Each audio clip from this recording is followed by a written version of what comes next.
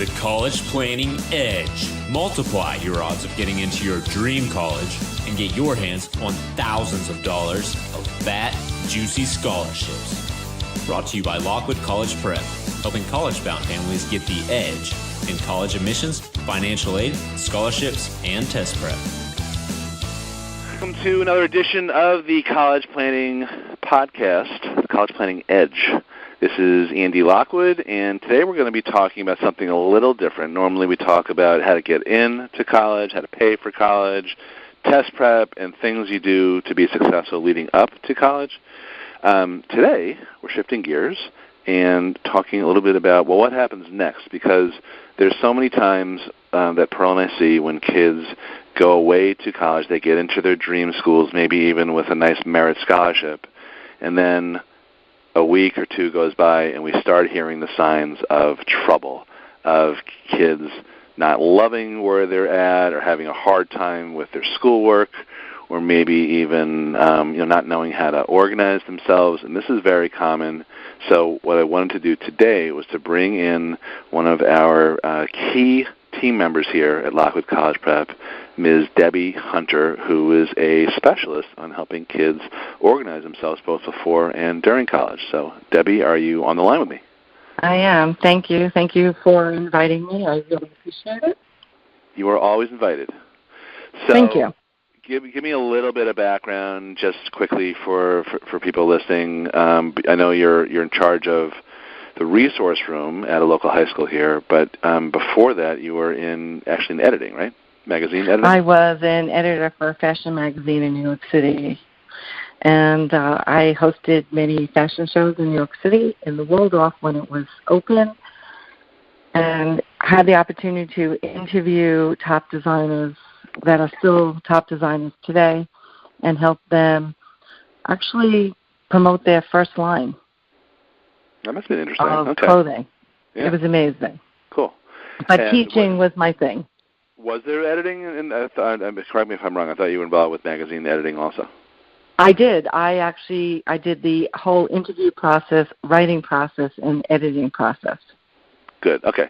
And then how long have you been in education now with the Syosset school system?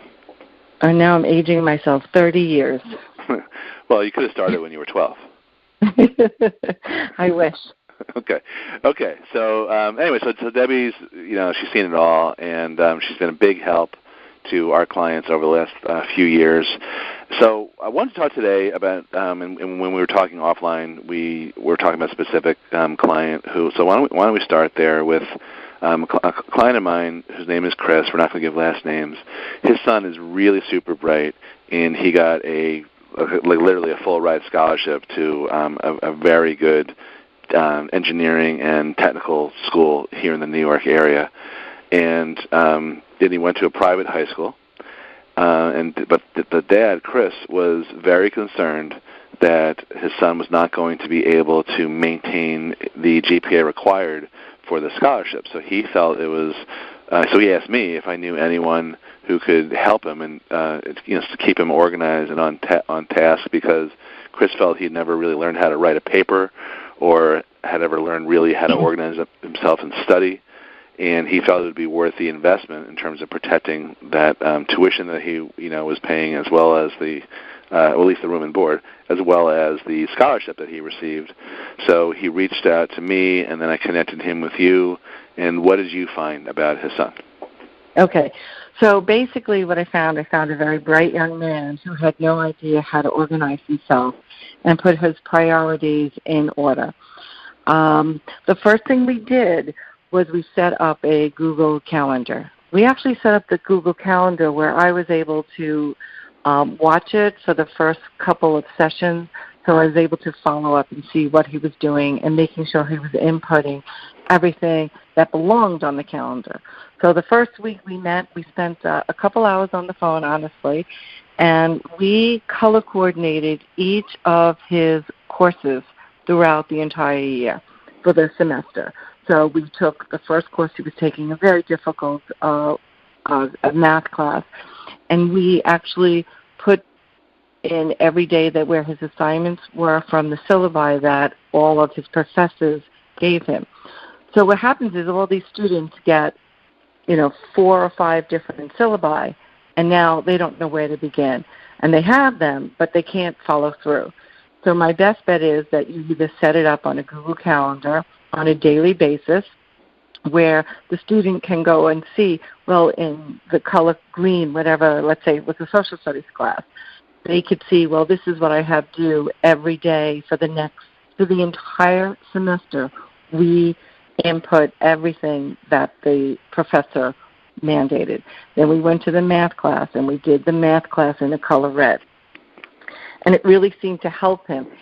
We even got to the point where this young man was very involved in a fraternity, and he was responsible for taking a bunch of young men out for breakfast. And we even incorporated that into the schedule, because between really everything this young man did was in his schedule, and it was great. We actually put dinner in his schedule, so we knew, because he had a really nice scholarship and he didn't want to lose it. And that was really important to him. But his other responsibilities were just as important. He wanted to be involved in his fraternity. He did have a position in his fraternity. And he also wanted to be involved in school. And he wanted to be able to have some kind of social life. So we actually, every week, I would call him. What was really interesting is that he was having a little trouble in his math class. And I suggested to him on one of our phone calls that he send an email or go speak to the TA that was associated with his math class. Well, the next day I called him to see if he made that phone call or the email, and he said he didn't. Well, at that point, I made him send the email, CC me, so I saw that he actually sent the email to the teaching assistant, and we waited for the response. A few days later, Chris and I got together via phone, and I said, what did the TA say? He goes, well, I never really heard back from him. I said, do you have his phone number? He said, yes. You need to call him now. So while he was on the phone with me, we actually called the TA, who recommended a tutor, and we called the tutor together, and we set up a time. If I didn't do that, I will tell you, he would have never reached out to this professor or the tutor. He would have sat on there until he probably failed the first test. And it was great. I treated him as if... I'm sorry to interrupt, but it's like, it's almost like you're in loco parentis. You're the one who is kind of stepping in and identifying the issue before it becomes a real issue with a failed test. And at some point, his dad or his mom have to find out about it. And my other comment is, you're the way you're describing with the color coding and all that. First of all, I don't know any guy who would do anything like that. I'm not saying anything other than they just wouldn't do it. I see how incredibly helpful it is, and I kind of wish you taught me how to study back when I was in school. But then, even if the system is great, which it is. The next part of it is what was missing with Chris's son, which was the implementation of it, and you held him accountable. So I think that's equally important to the organizing. And the other thing we also did, which was really interesting, he felt that he wasn't going to look at the calendar, which is also another difficulty thing for students to do. So in the beginning, we created a time slot during every day because we looked at his time, and he says, where are you every day at one certain time? And we tried the morning, and that wasn't working. He came to a time at 5:30. At 5:30 every day, he was usually back in his room. And that was the time where he would go open the calendar. And he'd also take a pad, which I had suggested, and write down the things he has to do for the next day. So instead of not only having on the calendar, he'd have like a little composition book where he was able to write down daily things so he wouldn't forget something. Because the next thing you know, you're in the dorm room or in the apartment or wherever a student is, and all of a sudden 2 guys come over or 2 girls come over and we're hanging out. All of a sudden we forget, we don't want to turn on our computer in front of our friend, but the piece of paper is there, and he'll have it. He'll always have, I call it like the little Bible, and I don't mean it, religious-wise. It's just a book that will let him know, oh, my God, I'm going to have a test tomorrow. I got to get rid of these guys. I can't hang out with them now. Because that's so important because, first of all, when kids go away to college, not only are they, a lot of them unprepared for how to actually write papers, which is something I want to talk to you about and get everything done, but also they're really, for the first time, for a lot of kids, they're coping with, or they have to learn how to cope with immense amounts of free time that they never had when they were in high school, because everything was super scheduled from, sometimes before 7 o'clock in the morning all the way through clubs and activities and sports, to 8 o'clock at night or so. So when you go to college, it's not like that, and there's a lot of opportunity to, get into trouble or to blow things off. So I think that's a very important aspect that you help with, and parents need to realize. The other thing that strikes me is that it's so funny. Like, we think of kids as being so digital, with all the Instagram, Snapchat, and all these other things.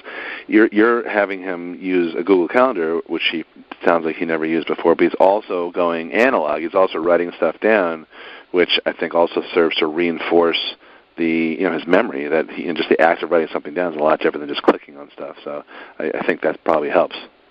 Because sometimes the phone is too distracting to some of the students. I have a student that I'm currently working with at Fairleigh Dickinson, and he actually can't use the Google Calendar, and we made one of those big calendars that you can buy. Usually one of those big desk calendars. It's like 18 by 18, and it's hanging up on his wall in his dorm room with everything on it because it was too small for him to figure out. Sure. So all right, now, can we switch to the actual writing papers thing? Because I found that a lot of kids go to college and they don't know how to write a paper? Yeah, either like a research paper or a long paper that you might get assigned as a term paper or something like that. So, right. Do you agree? They don't know how to. They have been taught in the high schools. I can vouch for that. But the problem is they're taught step by step by step, and now all of a sudden they have 5 courses, and how do they get help?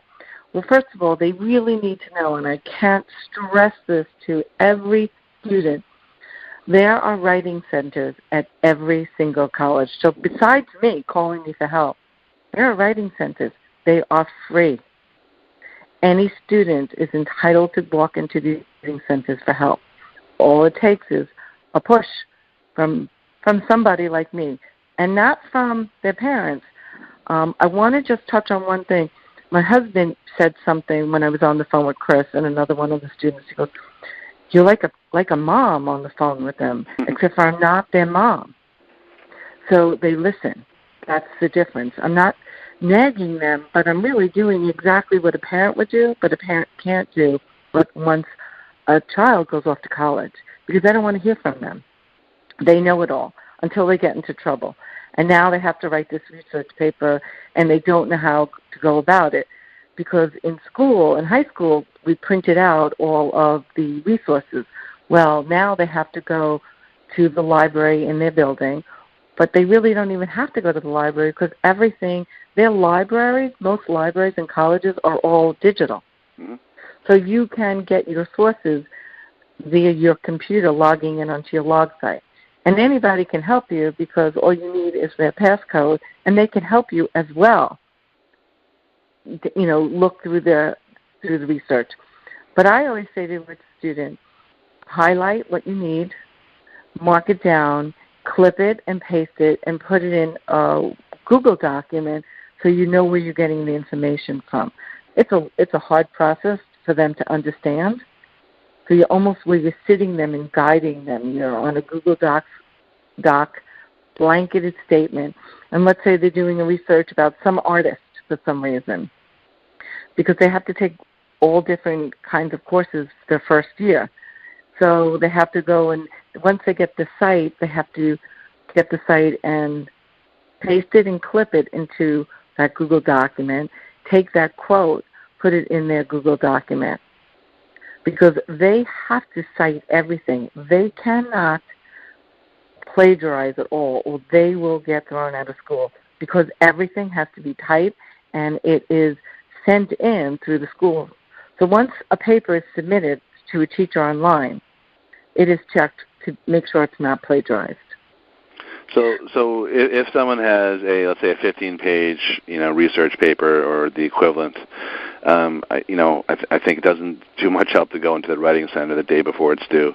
No, they have to start weeks before. When do you recommend? If they know they have a 10-page paper due in, let's say, all right, so I'm just trying to think, we're October 1st. It's midterms are coming up, so they might have a paper due during the midterms. Well, they better have started collecting the information. And would you Otherwise, give them they're a going to be in trouble.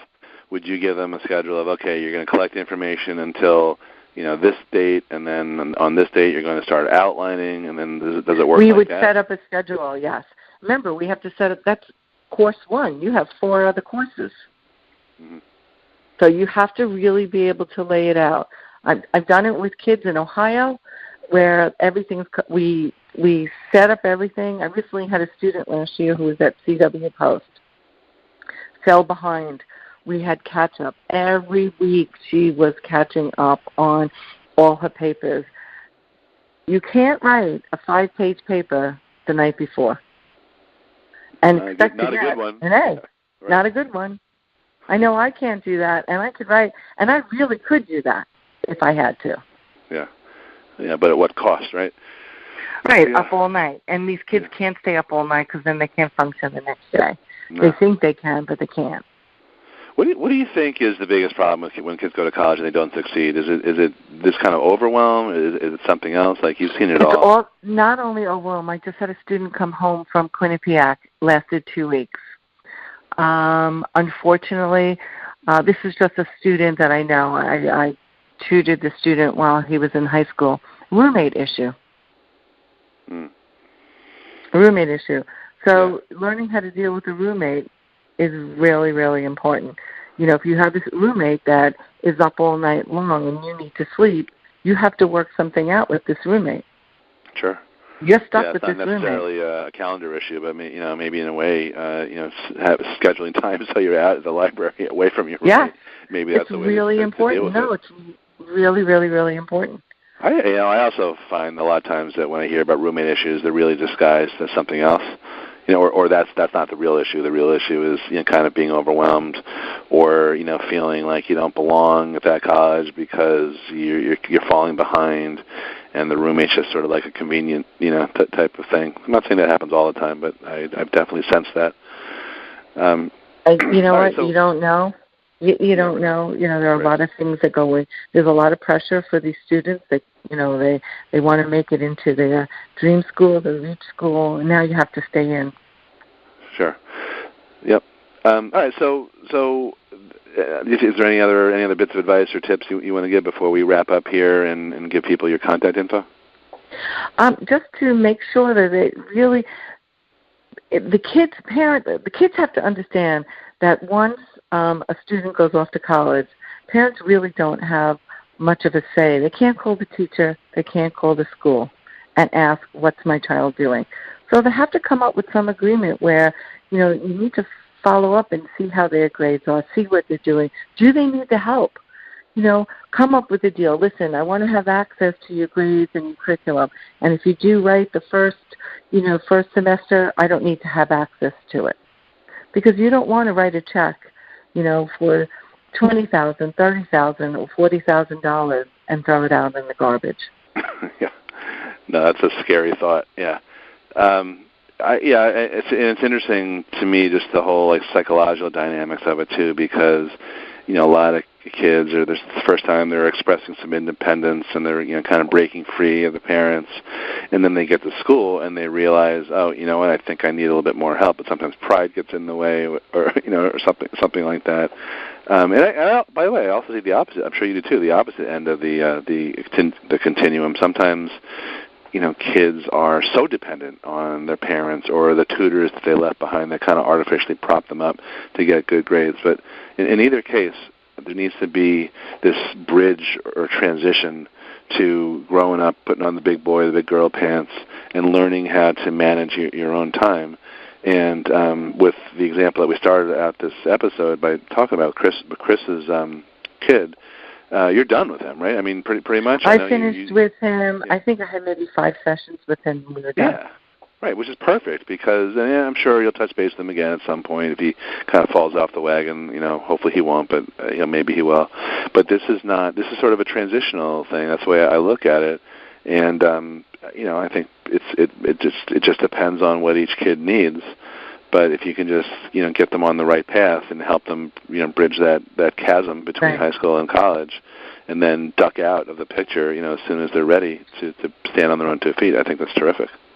And most parents know if you have tutors coming in high school 3 times a week, you can't go from 3 times a week to nothing. Right. It's very abrupt. But the schools. But as I said, as much as I do this. There's so many resources at college that sometimes kids just need guidance of how to find those resources. Yep, good. Okay, so give us your email and or your phone or both, or whatever, however you want to be contacted. I'll give you my email. My email is I have 2 things. So my email is tutors@interactiveteach.com, and I'll spell that just in case. Tutors, TUTORS, at interactive, INTERACTIVE, teach, TEACH.com. Good. Okay, I'll post that in the show notes to this episode. So if you have any questions about getting help for your kid who's in college, or even if you feel like your high school kid needs organization, Debbie that's really what she does most of the time.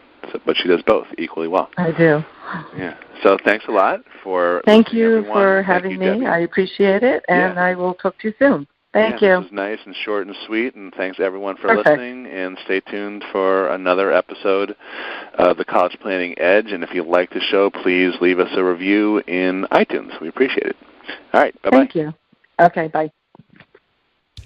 Hi, this is Andy Lockwood. Don't forget to visit our website, lockwoodcollegeprep.com, for some more free, valuable information on how you can multiply your chances of admission to your dream colleges and qualify for thousands or tens of thousands of dollars of fat, juicy scholarships along the way.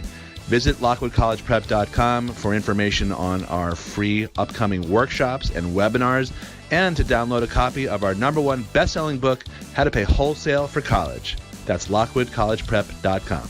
Bye-bye.